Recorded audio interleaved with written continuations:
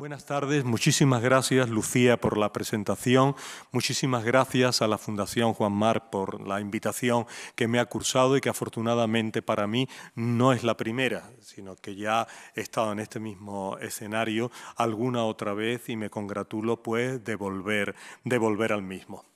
Cuando Lucía Franco me sugirió que hablara de Hernán Cortés, pensé naturalmente que era un tema muy complicado, muy conflictivo para resolver en la hora de duración que tenemos en una conferencia, porque hay personajes cuya historia es lineal, cuya historia se explica con facilidad, no hay en su vida pues graves conflictos y sobre todo no hay entre los intérpretes de su obra grandes discrepancias. Eso no ocurre en el caso de Hernán Cortés. La vida de Hernán Cortés es una vida extremadamente rica, extremadamente compleja, se desarrolla en diversos escenarios muy variados, tiene contacto con muchos personajes, desde el más bajo hasta el más alto, que es naturalmente Carlos V, el emperador, y por otra parte, pues es un personaje cuyas acciones han sido extremadamente controvertidas, ha sido objeto de interpretaciones muy diversas, desde aquellos que lo exaltan hasta la altura del gran héroe del Renacimiento, hasta aquellos que lo denigran como casi un auténtico genocida de la indigenidad azteca o mexica. Es decir, que las dos versiones tan contrastadas, tan diametralmente opuestas, se dan en esta figura. Y por lo tanto, abrirse camino en este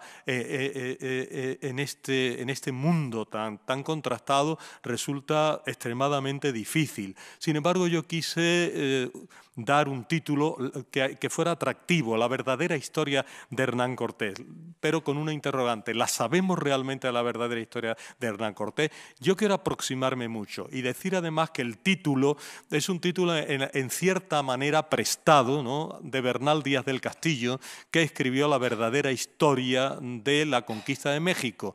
Y este título pues, de uno de los mejores cronistas de la época, pues yo lo adopté para hacerlo aquí. Pero quizá mi intervención tendría que haber sido puesta entre interrogantes. Bueno, hay que decir que las fuentes sobre Hernán Cortés son abundantes, hay muchas fuentes y por lo tanto sabemos muchas cosas de Hernán Cortés, tanto de su vida como de sus hechos más famosos, como incluso de su muerte e incluso de algo que está muy de moda, que es del destino de sus huesos, ¿no? Es una cosa que últimamente parece preocupar mucho, ¿no? Dónde han ido a parar los huesos y dónde están sepultados. Empezamos con Cristóbal Colón, ahora estamos terminando con Miguel de Cervantes y por eso los huesos de Hernán Cortés fueron también muy viajeros, quizás no tanto como los de Cristóbal Colón, pero también muy viajeros. Es decir, que sabemos muchas cosas, pero también tenemos muchas zonas de sombra. Hay épocas de su vida que están muy mal contadas, muy mal explicadas y no sabemos ni siquiera, por ejemplo, en qué año nació. No hay una certidumbre. Nació o en 1482 o en 1484, pero por la fuente no podemos determinar esto y por lo tanto, claro, no podemos tampoco determinar la fecha exacta de su muerte. Siempre nos movemos con esta pequeña dificultad de los 2 años. En cualquier caso, él mismo dejó unos escritos que pueden servir para construir una buena parte de su biografía, que son las famosas cartas de relación. Las cartas de relación eran en realidad unos escritos justificatorios de su acción que él fue enviando al emperador Carlos V, pero que estaban muy bien redactados, son unas cartas espléndidas, cartas, por llamarlo así, en realidad son más relación, más la segunda palabra que la primera son unas relaciones de sus actos para de alguna forma justificar los actos y las decisiones que adoptó en un determinado momento. Después tenemos lo que hoy llamaríamos, en un término actual, lo que se llama biografías autorizadas. Biografía autorizada es una biografía que hace una persona que no es el protagonista, pero que al protagonista le da el visto bueno. Pues bien, Francisco López de Gómara escribió una biografía recibiendo el visto bueno de Hernán Cortés, y por lo tanto pues es una biografía pues como muy laudatoria, como muy encomiástica, ¿no? Muy favorable a Hernán Cortés. Por último, otra gran fuente, sobre todo para el momento cenital de su vida, de la conquista de México, es la de Bernal Díaz del Castillo, que escribió esta historia verdadera de esta relación verdadera de la conquista de la Nueva España. Bernal del Castillo era un soldado raso, un soldado de a pie, pero su testimonio tiene el carácter de la verdad. Él cuenta las cosas desde un punto de vista de un hombre que lo vivió desde una situación muy humilde, de una situación muy poco destacada. Últimamente incluso se ha puesto en duda que él pudiera escribir una obra tan densa y tan interesante como su relación. Y ha habido un autor francés, el profesor Duverger, que ha llegado a decir que realmente esta obra fue o escrita o dictada por el propio Hernán Cortés, lo cual hoy día, a la luz de la documentación que poseemos, es una tesis que no se mantiene en pie. Hernán Cortés no pudo escribir esto ni pudo ordenar escribirla. Esto hay que seguir atribuyéndosela con un tanto por ciento de probabilidad muy alto a Bernal Díaz del Castillo. Y luego han venido las biografías, que las biografías son bastantes, pero no son tantas. Empezamos por las biografías clásicas, la de Salvador de Madariaga del año 41 y la de Carlos Pereira del año 42. Ambas son laudatorias, son favorables a Hernán Cortés, y ambas son también de una gran calidad literaria, es decir, que uno, para meterse en el mundo de Cortés, si lee a Salvador de Madariaga, se encontrará con un magnífico libro, una magnífica biografía, incluso desde el punto de vista literario. Pero la biografía que va que va a marcar un hito y que va a ser la primera gran biografía científica importante es la de un historiador mexicano llamado José Luis Martínez, que la escribe en 1990 y que después de 25 años puede considerarse, una vez que en su redacción final, puede considerarse que no ha sido superada. Es una gran biografía científica y sigue siendo, ¿no?, una biografía digna de ser consultada por su extraordinaria calidad. Después, en el año 2001, otro historiador mexicano, Juan Miralles, escribió otra biografía realmente exhaustiva y una biografía también muy fiable, donde se hace cargo de los elementos más debatidos de la biografía de Hernán Cortés. Es un libro que se ha difundido en España en una versión de un solo volumen. Antes eran 2 volúmenes, pero en España se puede consultar en un solo volumen, y es también extraordinariamente fiable y también es literariamente interesante. O sea, está muy bien escrita, se entiende muy bien a primera vista, a primera lectura en este caso. En el año 2002, el gran hispanista francés Bartolomé Benassar escribió un libro sobre Cortés, una biografía que naturalmente es excelente porque él es un historiador magnífico que nos ha dejado ya una enorme cantidad de libros sobre la historia de España y sobre la historia de América, y es una obra más fácil de leer, es más breve, está más condensado todo y se lee muy rápidamente.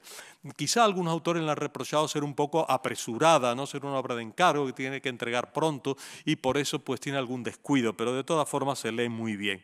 Y por último, en el año 2010, un historiador extremeño, menos conocido, pero igualmente extraordinariamente fiable, que se llama Esteban Mira Caballos, pues escribió una biografía excelente, muy equilibrada también, muy valiente en la adopción de postura ante los hechos más conflictivos, más controvertidos de Hernán Cortés. Él coge, por decirlo con una expresión tauromáquica muy española, coge el toro por los cuernos y coge los episodios sobre los cuales hay mayores dudas, los coge muy directamente y se enfrenta con ellos a través de las fuentes y trata de dar su opinión fundamentada sobre ellos. Por ello es un libro muy grato también de leer. Y como epílogo, aunque no es una biografía de Hernán Cortés, pero sí es una historia, una narración muy buena de la historia de la conquista de México, hay que referirse al libro titulado así, La conquista de México, publicado en el año 2000 por el hispanista británico Hugh Thomas.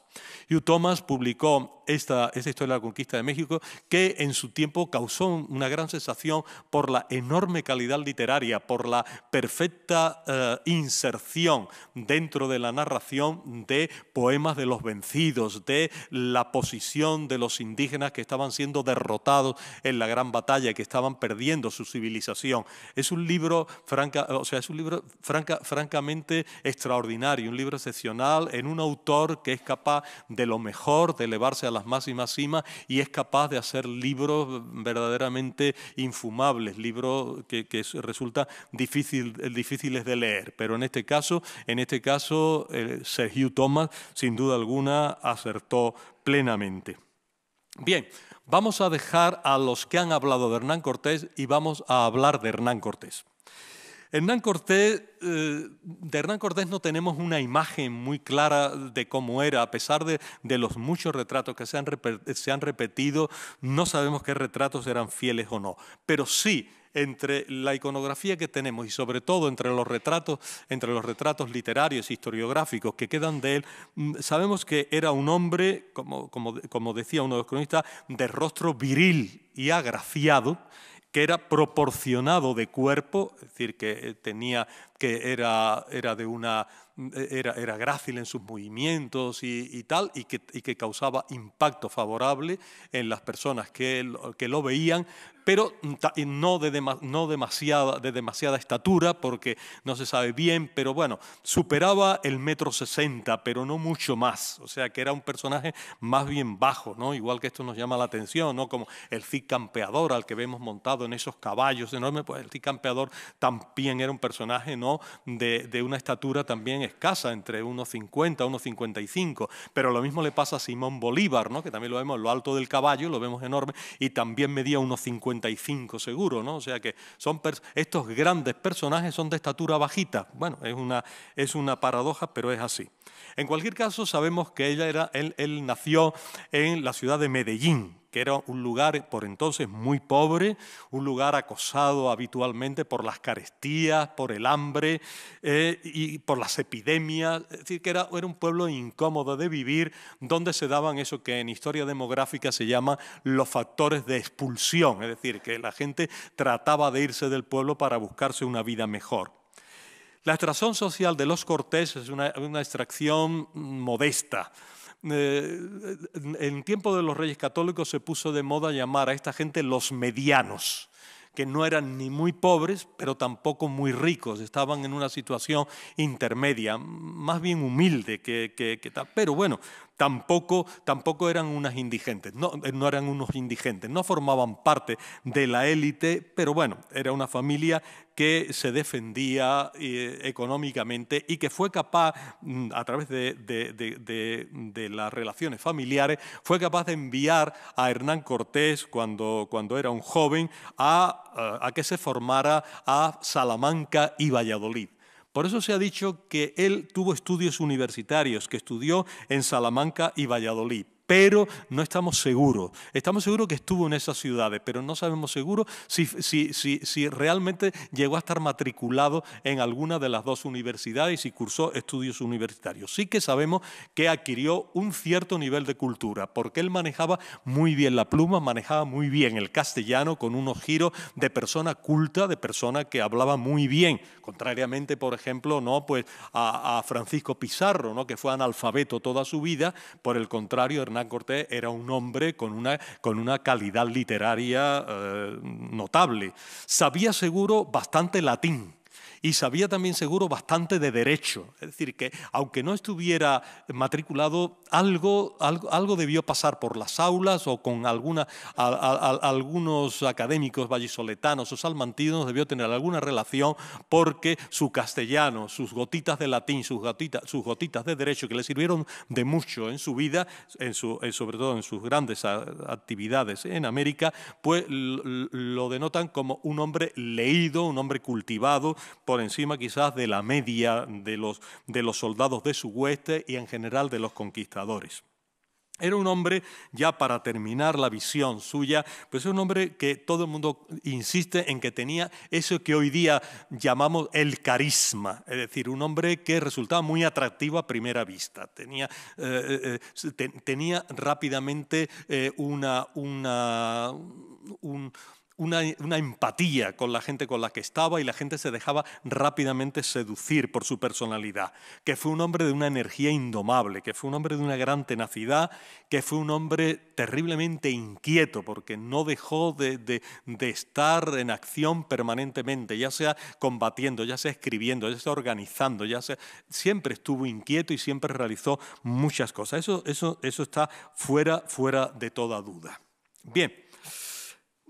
Él es un hombre que enseguida siente la llamada de América, posiblemente por estos factores de expulsión de Medellín. Es muy posible que esto ocurriera así. El caso es que nosotros, en los años que menos sabemos de él, en su época más oscura, en su época menos documentada, sabemos que viaja a la Española, es decir, a Santo Domingo, que viaja en el año 1506, está ya instalado allí, que esos años de 1506-1511 él realiza allí algunas actividades que no sabemos bien cuáles son, pero en cualquier caso que está establecido y que esos 5 años los vive allí. Y que de pronto a finales del año 1511 se le da una oportunidad, se le manda a la isla de Cuba y lo nombra secretario personal suyo el nuevo gobernador de la isla de Cuba, Diego Velázquez, que no tiene nada que ver con otro Diego Velázquez que ustedes también conocen. Diego Velázquez le da algunas atribuciones como secretario, pero él se va a ganar más bien la vida como escribano en la que entonces era la capital, Santiago de Baracoa. Y allí se casa por primera vez, es el primer amor que se le conoce con una dama llamada Catalina Suárez Marcaida, cuya relación pues, es una relación que conocemos poco, pero que termina mal y que es objeto también de una controversia de la cual me ocuparé un poco más tarde.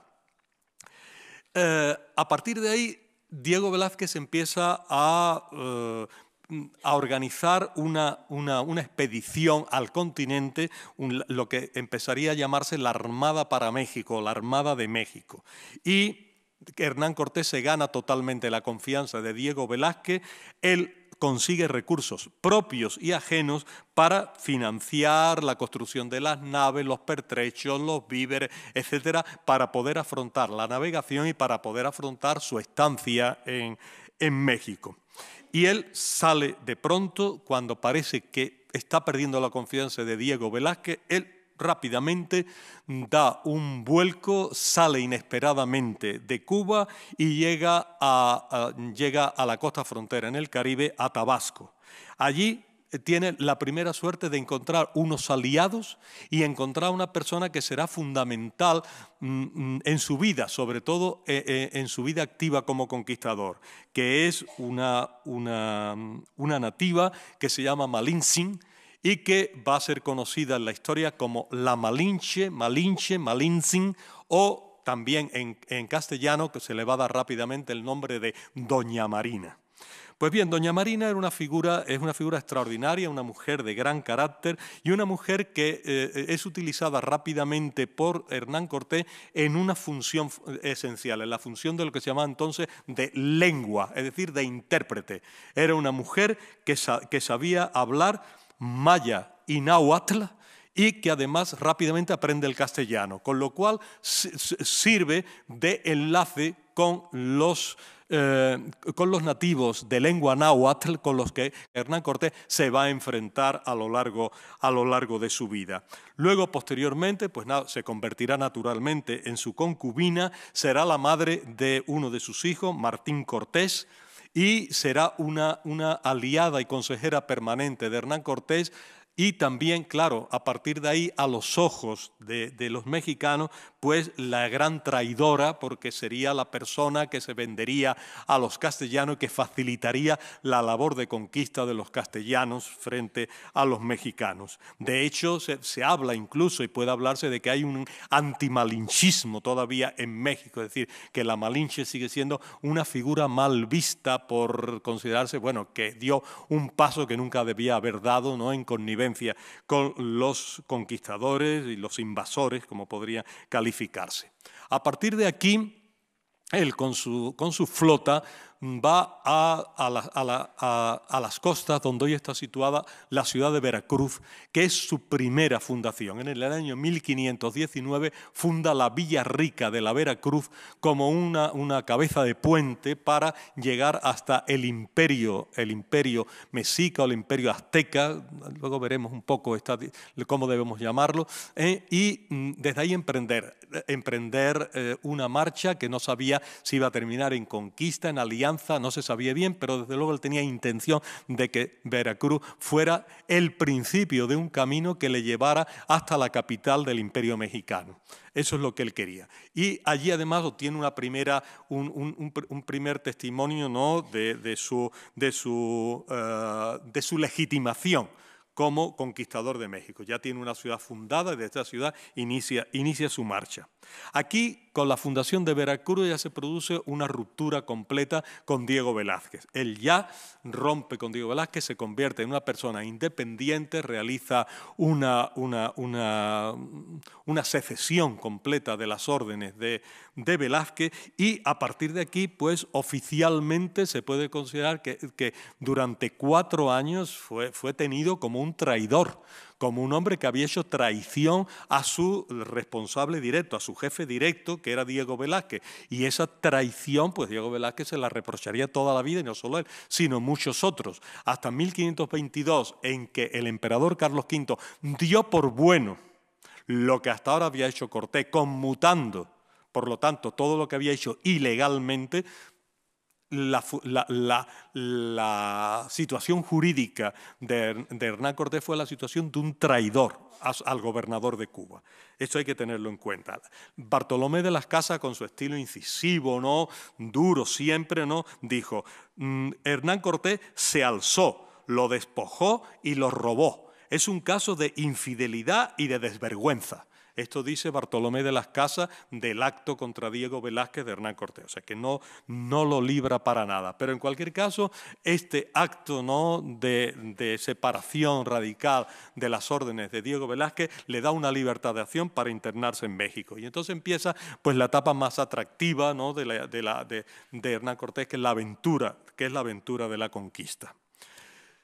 Siento que vaya un poco deprisa, pero es que si no, no nos da tiempo. Es un personaje tan poliédrico que no me puedo entretener mucho. Él, en Veracruz, sucede un hecho, él parece tomar una decisión en Veracruz, sucede un hecho que ha sido muy difundido y ha sido muy comentado, ¿no?, que es el hecho de la famosa quema de los barcos. Él quema los barcos para que no haya vuelta atrás y para que para que nadie tenga tentación de irse. Ya solo cabe una cosa: al no tener barcos para volver a Cuba, para volver a la Española, solo cabe seguir hacia adelante.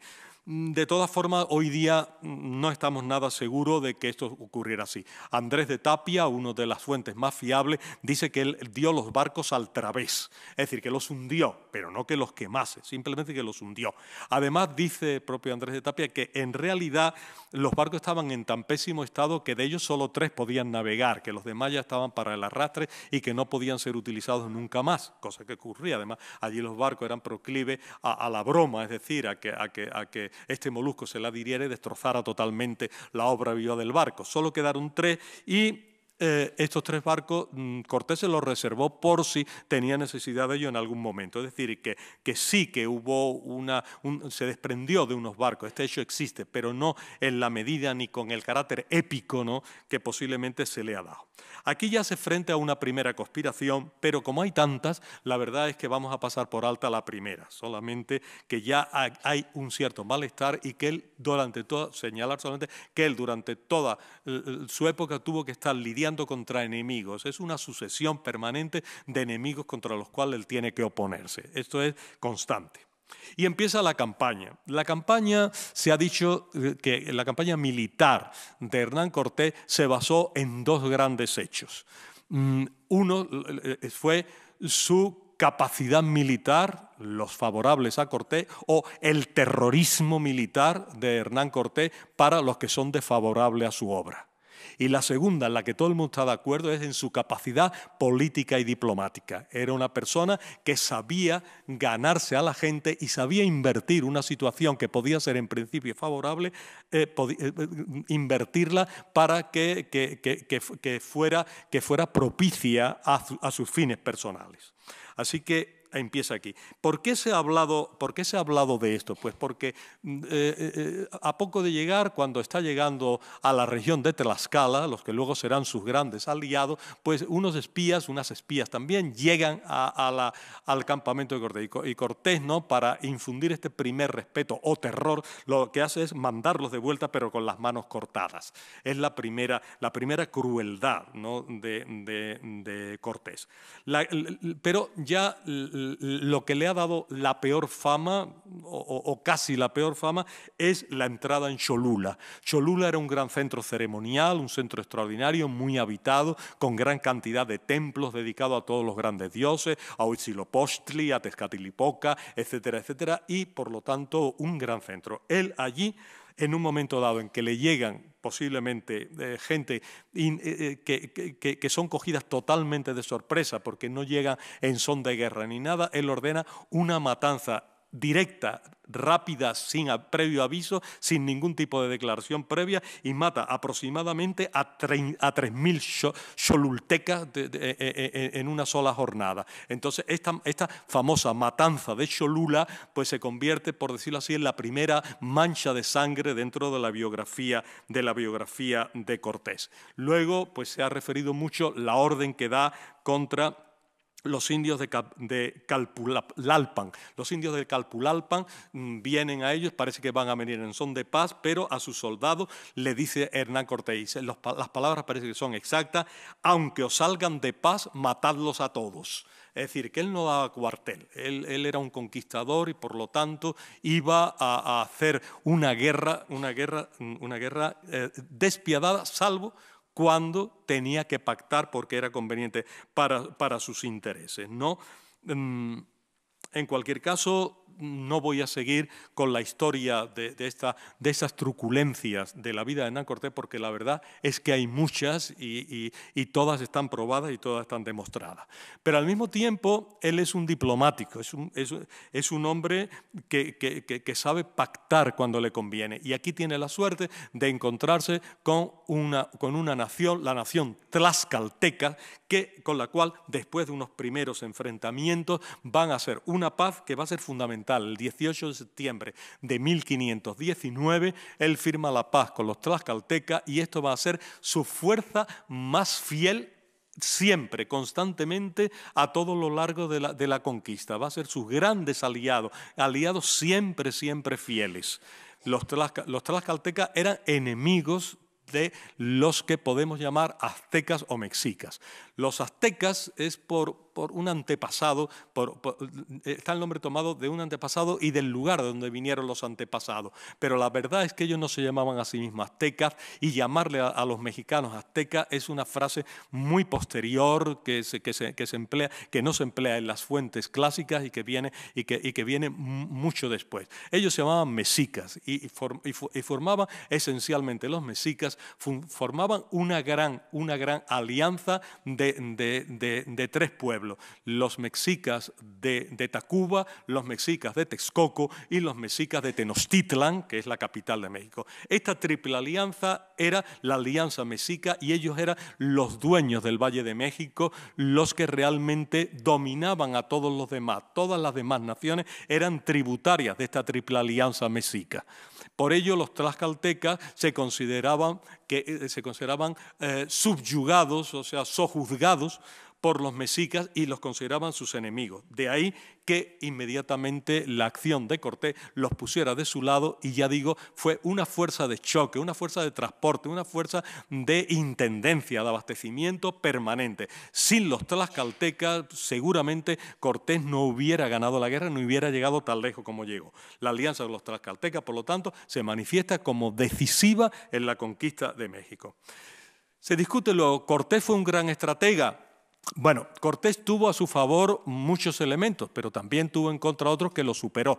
Elementos a su favor, pues elementos a su favor, el hecho de que tenía una gran superioridad militar. Eran hombres que estaban muy bien pertrechados, que llevaban armaduras, que sobre todo, fundamental, eran jinetes, montaban a caballo. El caballo no se había visto nunca y entonces los caballos daban una impresión de moverse a una velocidad y una rapidez trepidante que no se había conocido y que eran como rayos en medio de una batalla. Tenía además armas de fuego, que claro, las armas de fuego, esos disparos, ¿no? donde salía una especie de trueno, pues ejercían un efecto terrorífico. Y luego tenían a los perros, ¿no? Que se lanzaban los perros de combates que habían sido ya empleados con mucho éxito y con mucha crueldad, por cierto, por Vasco Núñez de Balboa en el Darién, en el actual Panamá, ¿no? Con todo esto, armamento, caballos, artillería y perros, la superioridad militar sobre los mexicas era enorme, era tremenda, ¿no? Porque ellos combatían con unas armas muchísimo más endebles, ¿no? Armas hechas bien de madera o bien las láminas de obsidiana, que eran frágiles, que eran quebradizas. Además, no estaban acostumbrados a una guerra en la cual se mataran allí directamente unos a otros, sino que eran unas guerras de captura, eran las guerras floridas para capturar prisioneros, no para matar a la gente. Y por lo tanto ellos tenían tendencia a capturar a los españoles y no matarlos allí sobre el campo de batalla, cosa que los españoles no hacían naturalmente, sino que iban a matar a aquellos que se les oponían. En cualquier caso, algunas de las hazañas que más se le atribuyen a Cortés, tampoco la idea fue suya. Por ejemplo, la construcción de los famosos bergantines, por llamarlo de alguna forma, porque distan mucho de ser bergantines clásicos, eran barcos de fondo plano para poder ir a la Venecia mexicana, que era Tenochtitlan, pues no se le ocurrió a él. En realidad, pues se le ocurrió al piloto naval que llevaba consigo, pero lo que sí es cierto es que él lo utilizó con mucho éxito. También algunas acciones fueron fruto de su decisión personal, de su enorme capacidad de tomar decisiones desesperadas en los momentos claves, ¿no? Por ejemplo, la batalla de Otumba, de la cual luego hablaremos, es un éxito personal de Cortés. Cortés vio que numéricamente no podía hacer frente a aquella muralla de mexicas absolutamente enfadados por la huida en la Noche Triste y que no podía enfrentarse a ellos porque estaban todos sus soldados, eran ya muy pocos, 300 nada más, estaban desmoralizados, casi no tenían artillería, estaban agotados, hambrientos, soñolientos, no podían enfrentar. Solo una acción dramática podía ocasionar la victoria. Él vio al jefe con el penacho, al jefe de la tropa con el penacho y cogiendo una veloz carrera con el caballo, se dirigió directamente a él, atravesando a todo el que le salía por medio, descartándolo, y yéndose a por el cacique, lo mató y cogió el penacho y lo enarboló. Eso fue decisivo porque gracias a eso cundió la desmoralización entre los asaltantes, entre los mexicas, y eso le dio la batalla, que fue una batalla de resistencia, porque a pesar de eso ellos tuvieron que seguir en retirada hasta la Tlaxcala porque no podía pensar en hacer frente a otra batalla más. O sea que, como se ha dicho, quizá él no tuviera el talento estratégico de un Alejandro, de un Julio César o de un Napoleón, que seguramente le superaron en estrategia y ganaron muchas más batallas que Hernán Cortés. Pero sí que tuvo esa energía y esa decisión que le dio la victoria en los momentos claves de la cometida militar. Y ahora llega la entrada en Tenochtitlan. Aquí la diferencia... En náhuatl debe decirse Tenochtitlan, pero la castellanización ha hecho que nosotros hablemos siempre de Tenochtitlán y que le pongamos un acento en la A. Esto es muy difícil, ¿no? Si uno va a México ve que muchas palabras terminadas en an, pues unas se acentúan y otras no, ¿no? O sea, y nunca se sabe bien. Vamos, nosotros vamos a hablar de Tenochtitlan, que es lo clásico. En cualquier caso, como digo, las noticias de Cortés habían llegado previamente y sobre todo había habido un elemento entre estas noticias que había sacudido, ¿no?, la mentalidad de los mexicas, que era el parecido de Hernán Cortés con un personaje cuya venida providencial se había vaticinado, que era el retorno del gran dios civilizador, el retorno de Quetzalcóatl.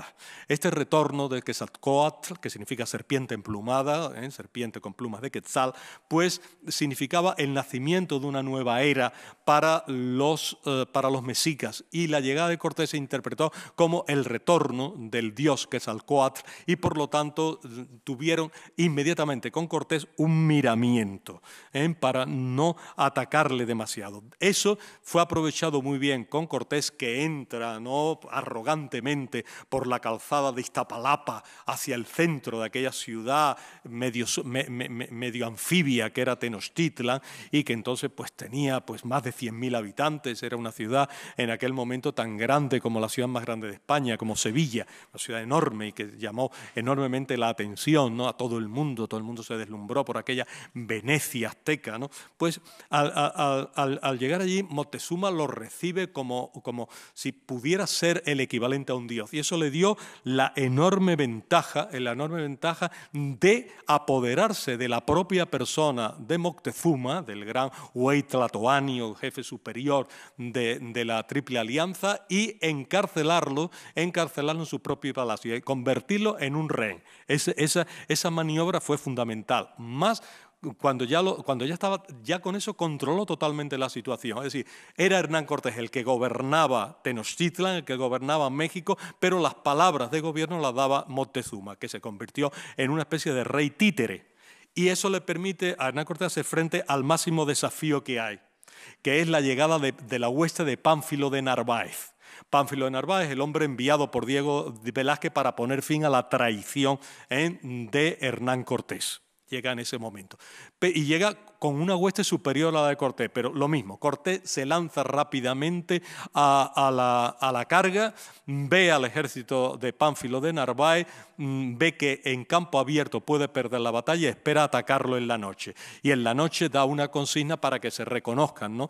Y entonces es una guerra que tiene es una batalla que tiene una peculiaridad muy grande, ¿no? Las huestes de Hernán Cortés atacaban a la voz de Espíritu Santo, Espíritu Santo, y los otros atacaban a la voz de Santa María, Santa María.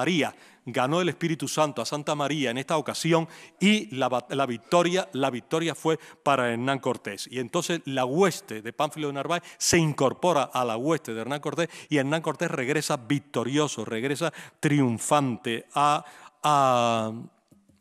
Tenochtitlan. Pero entre tanto, uno de sus lugartenientes, porque él nunca nombró un solo lugarteniente, él tuvo varios lugartenientes, nunca tuvo uno solo que pudiera sustituirle. Él siempre dividió las misiones entre varios para no tener un rival completo y directo. En este caso, el personaje al que había dejado al frente era nada más y nada menos que Alvarado, ¿no? Todo el mundo lo conoce, ¿no? Francisco Alvarado. Pues Alvarado era un personaje muchísimo más tosco que Hernán Cortés, muchísimo menos político, era el militar sin muchas luces, y muy valiente, muy arrojado, pero con escaso talento diplomático. Entonces no se le ocurre otra cosa más que hacer una matanza equivalente a la de Cholula. Es decir, la élite mexicana estaba, todos los grandes guerreros, todos los grandes nobles, todos los grandes miembros de las órdenes militares, los guerreros tigres, los guerreros águila, los encierra con motivo de una fiesta en la plaza del Templo Mayor de México, y de pronto también, sin previo aviso, los mata a todos. Se los carga a todos absolutamente cuando estaban también desprevenidos absolutamente, y ocasiona una matanza terrorífica. Claro, ante esa matanza toda la ciudad se subleva totalmente, y cuando llega Hernán Cortés se encuentra a una ciudad totalmente sublevada, maldice a Alvarado por la imprudencia que ha cometido, pero bueno, intenta salvar la situación. Estamos en el día 23 de mayo de 1520. Entonces intenta salvarse por todos los medios, intenta poner de nuevo a su rey títere por delante, a Moctezuma, pero la gente está tan enfadada ya con Moctezuma que cuando Moctezuma aparece en la ventana con los españoles intentando protegerlo con sus escudos, con sus rodelas, en ese momento La muchedumbre enardecida le arroja una enorme cantidad de piedra, lo llama de todo, lo llama rey títere, vendido, mujerzuela, lo llaman de todo y empiezan a apedrearlo.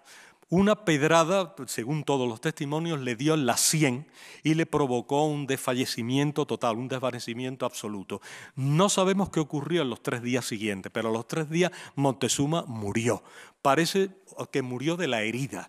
Otros dicen que murió de la herida combinado con la desmoralización de ver que su pueblo no lo atacaba de una forma tan cruel. Otros dicen, ¿no?, que naturalmente que fueron los españoles los que lo asesinaron a sangre fría y se cuentan diversos modos de asesinar a Moctezuma. Parece más probable lo primero, que Moctezuma no fuera matado, no fuera ejecutado por los españoles, porque era perder el rehén básico y fundamental. Una vez muerto Moctezuma, ya no había salida. Había que escapar huyendo, había que escapar por pie, como fuera. Y entonces se da la noche, la famosa noche del 29 al 30 de junio del año 1520, que se conoce en la historia de España normalmente como la Noche Triste, que es una escapada a lo largo de la famosa calzada de Tacuba, que era la más fácil de salir. Hoy día es la calle Tacuba en México. Se salió por la calle Tacuba, pero tenía un gravísimo inconveniente, que es que la calle estaba cortada hasta por 3 ríos. Entonces había que lanzar un puente cada vez que se intentaban cruzar los ríos. Y ahí, mientras cruzaban el puente, los asaeteaban por todos lados. La retaguardia apenas se resistió. Solo se salvó Alvarado y 4 más, que eran los que iban defendiendo a todos, porque los atacaban por la espalda. Los de delante consiguieron salvarse, ya digo, en estas condiciones terribles, ¿no?, espantosas de la retirada, pero el día 7 Cortés se para y da la batalla de Otumba, 7 de julio, consigue derrotar a los mexicas que le perseguían y eso le permite una retirada tranquila a Tlaxcala. Aquí se ha dicho, ¿no?, que también que él no solo ejerció este terrorismo militar contra la ciudad de Tenochtitlan, sino también en la retaguardia, porque ahora se produce, mientras él está en Tlaxcala, se producen algunas, al ver que ha sido derrotado en Tenochtitlan, algunos movimientos de algunas naciones contrarias a Cortés. Y sobre todo hay una región, la región de Tepeaca, que se subleva. Y Hernán Cortés ataca también a esto y ocurre una de las matanzas más fuertes, ¿no? Arrasa pueblos enteros, mata indiscriminadamente a hombres, mujeres, niños, ancianos, al estilo del Séptimo de Caballería, al estilo de las masacres de los indios del norte por parte de los blancos estadounidenses. Despeña a la gente desde las azoteas, a los que se habían resguardado encima. O sea, fue una masacre absoluta y total. Esteban Miracaballos dice que es uno de los sucesos más oscuros y perversos de la biografía del conquistador. Y posiblemente fue así. En cualquier caso, a partir de ahí, la cosa está ya asegurada y ahora hay que ir a por la ciudad de Tenochtitlan, hay que conseguir la conquista de Tenochtitlan. La conquista de Tenochtitlan va a durar 75 días, es decir, 2 meses y medio. Empieza en la mañana del 30 de mayo de 1521 y termina en la tarde del 13 de agosto, día de San Hipólito. Por eso el día de San Hipólito es el día de la celebración de la conquista de México todavía hoy. Bien. La resistencia fue una resistencia que calificaríamos en términos hispanos de numantina, una resistencia numantina. Se presentó, todo el mundo contribuyó, todos los mexicas contribuyeron, hombres, mujeres, niños, ancianos, a la defensa de un modo heroico. Fue una batalla épica realmente, pero también aquí la superioridad militar de Cortés fue mucha y sobre todo la utilización de los famosos bergantines, que servían pues para moverse a una velocidad extraordinaria por entre esa red tupida de canales que era la ciudad de Tenochtitlan. En cualquier caso, hay un factor clave también, que es el desencadenamiento de la epidemia de viruela entre los tenochcas, entre los habitantes de Tenochtitlan, los tenochcas. Los tenochcas fueron en gran parte sacrificados a la viruela. La viruela se cebó con ellos, ellos no tenían inmunología frente a la viruela y por lo tanto eso fue un factor también determinante. La enfermedad por un lado, las armas y la inteligencia de Cortés por otro. En cualquier caso, el 13 de agosto de 1521, la batalla está ganada y ahora hay que organizar.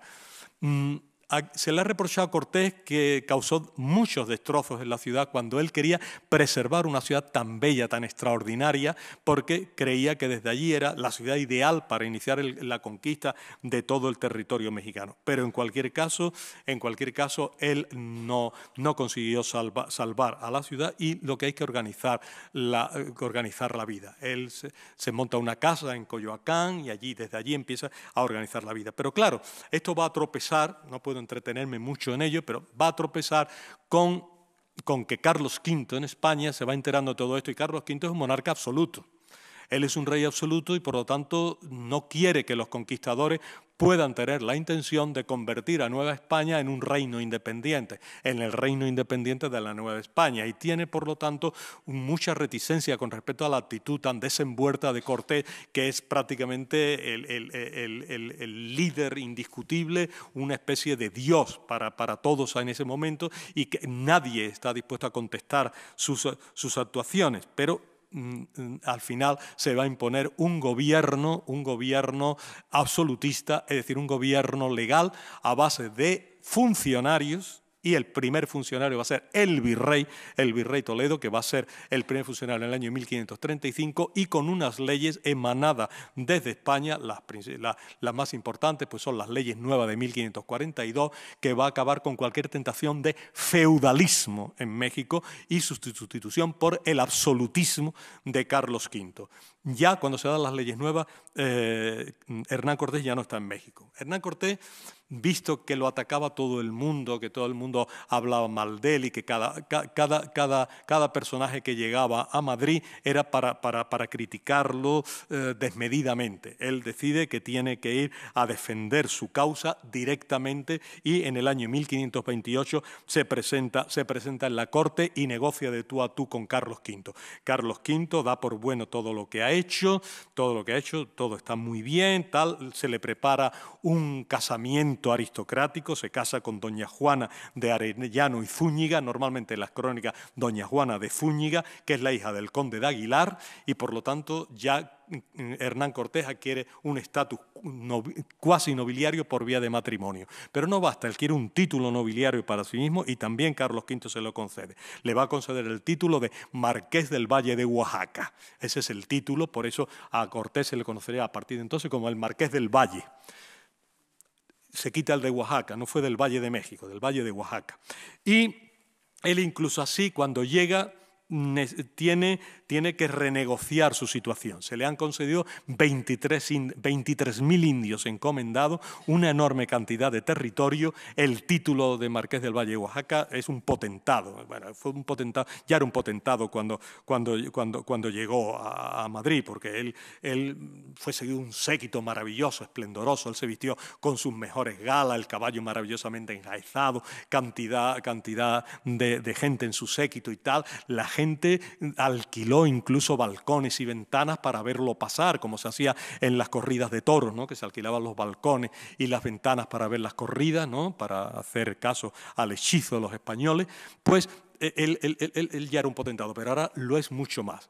Pero aún así tiene que negociar. Él ve que es un territorio inmenso, que él no se siente a gusto dominando un territorio tan grande sin poderes políticos. Él es un señor de vasallo, pero no es virrey, no es gobernador, ¿eh? Y entonces el poder político ha pasado al virrey. Entonces él se da cuenta que eso, y negocia una situación más cómoda para él, que es consolidar la jurisdicción al sur de la Ciudad de México, la jurisdicción de Cuernavaca, y hace de Cuernavaca su verdadero centro, su verdadera corte. Desde la corte de Cuernavaca él da pie a todo, él da salida a todo su gran talento de empresario, de emprendedor. Él hace crea explotaciones agropecuarias, se lanza al cultivo de la caña de azúcar, explota las minas de plata, compra casas para alquilarlas. O sea, es un gran empresario con su centro en Cuernavaca, donde construye un magnífico palacio que hoy día todavía está en pie, aunque muy destruido, pero todavía se puede ver. Ha sido rehabilitado últimamente con gran éxito por el arquitecto Jorge Loízaga, y hoy día pues es un sitio verdaderamente emocionante de ver. Él está allí y él pues está ya consolidado y vive unos años felices, los años entre 1530 y 1540, él vive allí feliz. Él prácticamente se habla de la corte de Cuernavaca, porque él vive allí como si fuera un gran señor de vasallo, casi un cuasi rey, una corte que es la réplica perfecta a la corte virreinal de Toledo, bueno, del virrey Toledo. Bueno, pues él allí pues se enriquece portentosamente con todas estas cosas, crea algunas de las... bueno, la que es realmente la principal de sus fundaciones, que es la fundación del Hospital de Nuestra Señora de la Concepción o el Hospital de Jesús, como normalmente se le llama, que es la gran fundación que la hace en México, mientras que en Medellín, en su tierra, no se ocupó para nada y no hizo allí ninguna fundación. Fundó nada más que unas misas por el alma de su padre, no por la suya. Y luego pues se beneficia allí de esta situación para crear lo que se ha denominado el harén de Cortés, porque también todo el mundo está absolutamente seguro, y las crónicas no dan duda, de que Hernán Cortés fue siempre un mujeriego empedernido, un mujeriego compulsivo, tremendo, ¿no? Hasta tal punto que hay un chiste creado por quizás el máximo humorista gráfico de México, que tiene como seudónimo Rius, ¿no? Utilizando un refrán castellano y pidiéndole autorización a Camilo José Cela para poder decir esto, dice que lo cortés no quita lo caliente. Y efectivamente esto era absolutamente cierto, porque en el harén de Cortés él tenía a su servicio aproximadamente 40 mujeres entre blancas e indias, con las cuales mantenía sistemáticamente relaciones sexuales. No hacía distinción de parentesco, se sabe y se da los casos en que mantenía relaciones al mismo tiempo con hermanas, al mismo tiempo mantenía relaciones con la madre y con la hija, o sea, él no respetaba nada. De ahí los numerosos hijos ilegítimos que tuvo, uno lo reconoció y otro no lo reconoció, por lo que no sabemos qué número tuvo, pero lo que sí sabemos es que llevó una vida disipada en ese terreno llamaríamos finamente del erotismo. Sigue adelante con sus empresas, una de las empresas más famosas, el intento de abrirse camino en el Mar del Sur. Manda una expedición maravillosa que llega hasta Tidore, la de Álvaro de Saavedra, explora toda esa zona en el entorno de las Californias, lo que se llamará el Mar de Colón, en definitiva. Él esos años se moviliza tremendamente y es un hombre... Es un hombre feliz dentro de esa única frustración de no haber podido ser el virrey o el gobernador jefe de aquel territorio que él considera que contribuyó a crear. En el año 1540 decide regresar a España, ya regresa definitivamente. Sabemos de su estancia en España, sabemos sobre todo la tertulia que mantuvo en Valladolid, sabemos de cómo redactó sus testamentos en Madrid, en Sevilla, cómo arregló todo, ¿no? Cómo siguió siendo perseguido por determinadas críticas, por la matanza de Cholula siempre pesó sobre él, la sospecha de que él había asesinado a su primera mujer, ¿no? a Catalina Marcaida, siempre también, porque se la encontraron muerta una noche al lado suyo en la cama con marcas en el cuello, ¿no? Como de dedos, y entonces eso dio pie a que si no la había estrangulado, ¿no? En uno de sus ataques, y siempre se habló, ¿no? de eso, y es otro de los elementos oscuros de la vida. Pero en cualquier caso, él va a morir por lo que se denomina muerte natural, es decir, por enfermedad, una enfermedad posiblemente relacionada con problemas digestivos, con gastroenteritis permanentes, ¿no? Y va a morir en un pueblecito muy cerca de Sevilla, en Castilleja de la Cuesta, en una casa que todavía se conserva, todavía está de pie, la casa donde murió Hernán Cortés.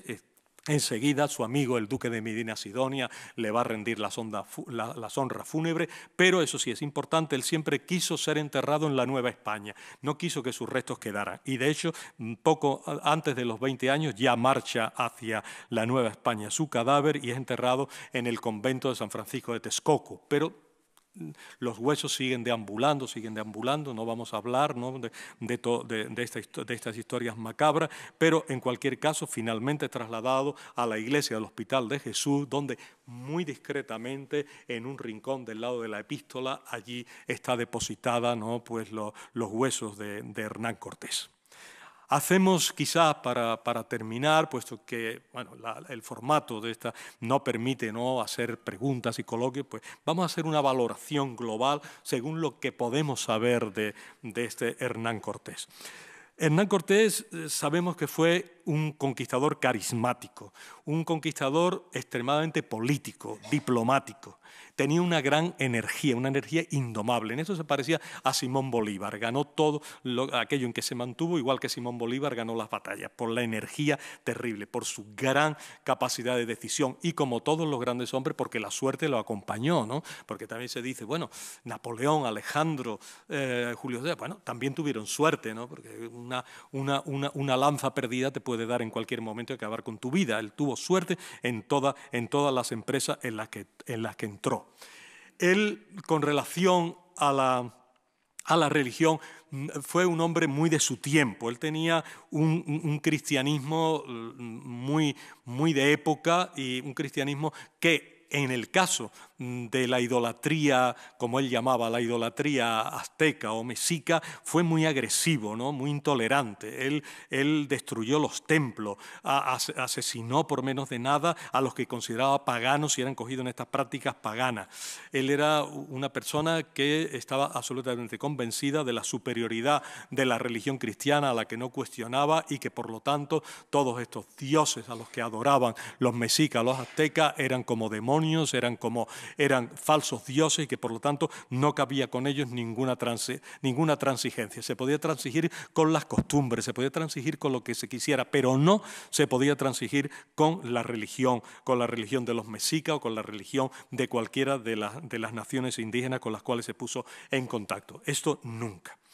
Los elementos negativos ya lo hemos visto. Es un hombre que fue acusado de traición a Velázquez justificadamente. Es un hombre que permanentemente se valió de engaños, recurrió al engaño para conseguir sus fines de un modo también igualmente seguido, igualmente sistemático.